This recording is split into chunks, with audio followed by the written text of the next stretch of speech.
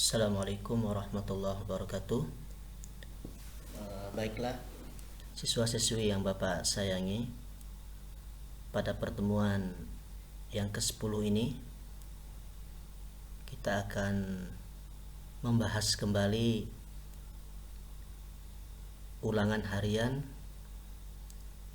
bab 1 dan bab 2. Rencananya setelah kita membahas ini, kita akan melakukan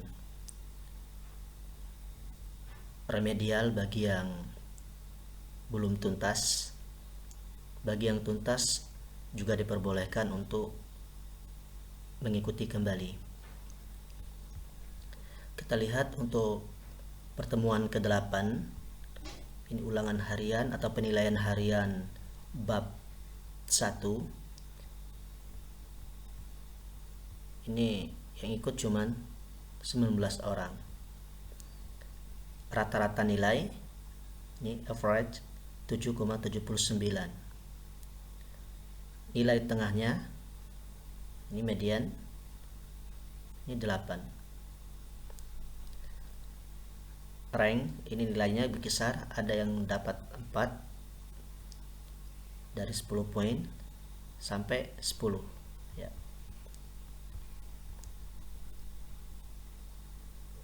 Kita lanjutkan. Ini peserta yang sudah ikut dari kelas A dan kelas B. Oke. Ini yang dari Bapak yang tes ini ya. Berarti tidak terhitung. Jadi jumlah awalnya tadi ada 19, berarti totalnya cuma 18. Persentase yang ikut kelas 9A yang warna biru 63,2%, sedangkan kelas 9B hanya 36,8%. Kita langsung saja kita bahas soal yang pertama.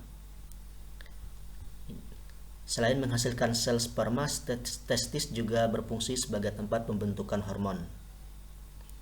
Ini jawaban yang benar, yaitu D, testosteron. Ada 84,2% yang menjawab D, sisanya di B. Ini jebakannya ya. 16 orang yang menjawab benar dari 19. Oke. Kita lanjutkan. Soal yang kedua. Peristiwa lepasnya sel telur dari indungnya disebut. Jawab yang benar C, kopulasi. Ada 18 siswa yang menjawab benar. Total persennya 94,7%. Soal yang ketiga. Berikut ini adalah nama-nama organ reproduksi. Ada skrotum, yang kedua kloaka, yang ketiga testis, yang keempat uretra, yang kelima penis.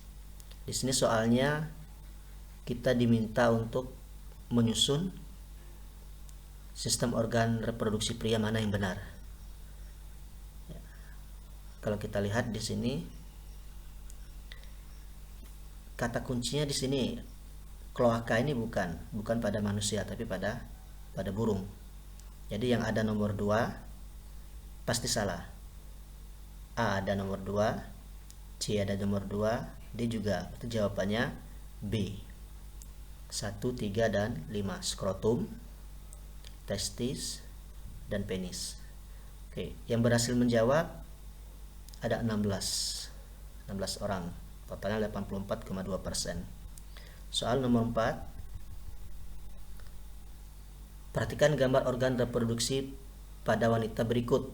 Fungsi bagian E adalah, kita lihat nih gambarnya tidak ada di sini. Kita lihat ke atas, soal nomor 4. Soal nomor 4 ya. Ini dia.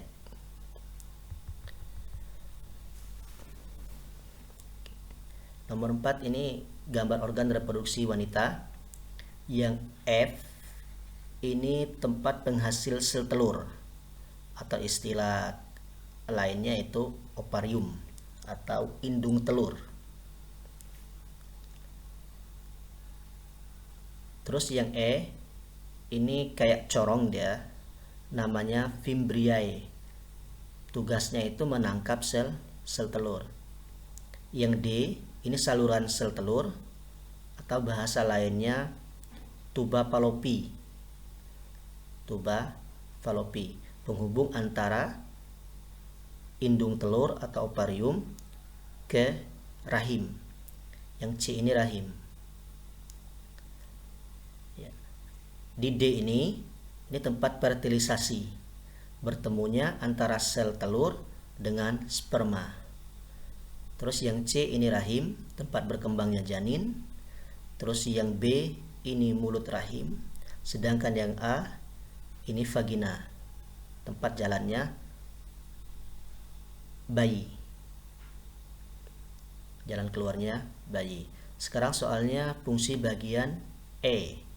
E tadi yaitu Fimbriae, menangkap sel telur. Yang mana jawabannya yang C. Ini nomor 4. Ya, kita kembali lagi ke pembahasan nomor 5.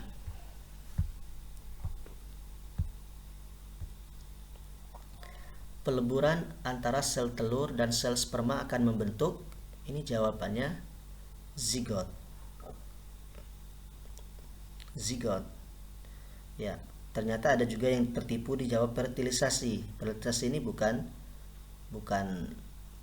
peleburan antara sel sperma dengan sel telur, tapi bertemunya sel sperma dengan sel telur.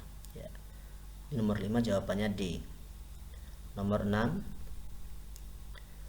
proses pembentukan sperma disebut spermatogenesis. Ini ada kata sperma di sini ya, spermatogenesis. Ya, kalau oogenesis ini ya pada sel telur. Nomor 7, pada siklus menstruasi apabila fertilisasi tidak terjadi maka akan terjadi peristiwa berikut, kecuali. Jadi jika fertilisasi tidak terjadi, artinya apa? Artinya antara sperma dan sel telur tidak bertemu. Apa yang terjadi?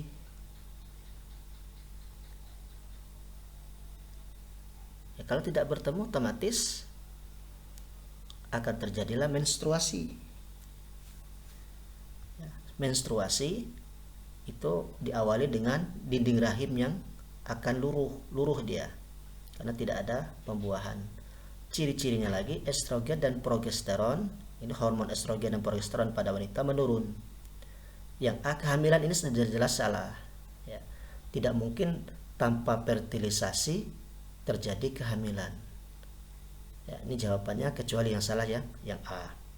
Ternyata banyak juga yang tertipu B, C, dan D. Ya, mungkin karena tidak tahu apa itu fertilisasi. Yang ke-8, penyakit organ reproduksi dengan penurunan sifat kekebalan tubuh yang disebabkan virus yang menghancurkan sel darah putih. Sel darah putih ini antibodi kita ya, yang melawan bakteri-bakteri jahat. Ya, ini penyakit AIDS. Ya, ini ada yang kena tipu di D, keputihan. Ya, karena diserangnya sel darah putih, maka keputihan dia salah. Ya, keputihan ini penyebabnya bukan virus ya, tapi bakteri.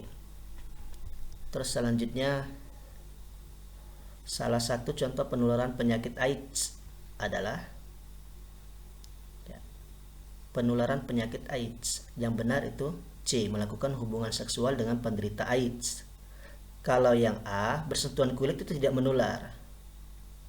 Yang B, melakukan transfusi darah dengan jarum yang steril. Steril ini sudah aman ya, tidak mungkin menular. Terus yang D, menghirup udara dalam satu ruangan, juga tidak akan menular, aman saja ya. Berbeda dengan penyakit kita sekarang yang lagi menyebar, wabah corona ya, itu udara bisa kalau kita berdekatan melalui cairan, makanya jaga jarak. Terus yang ke-10, terdapat ciri-ciri penyakit sebagai berikut. Ini ada ciri-cirinya. Ini gejala awal berupa borok pada tempat masuknya bakteri, biasanya menyerang daerah sekitar kelamin disebabkan oleh Treponema pallidum. Kata kuncinya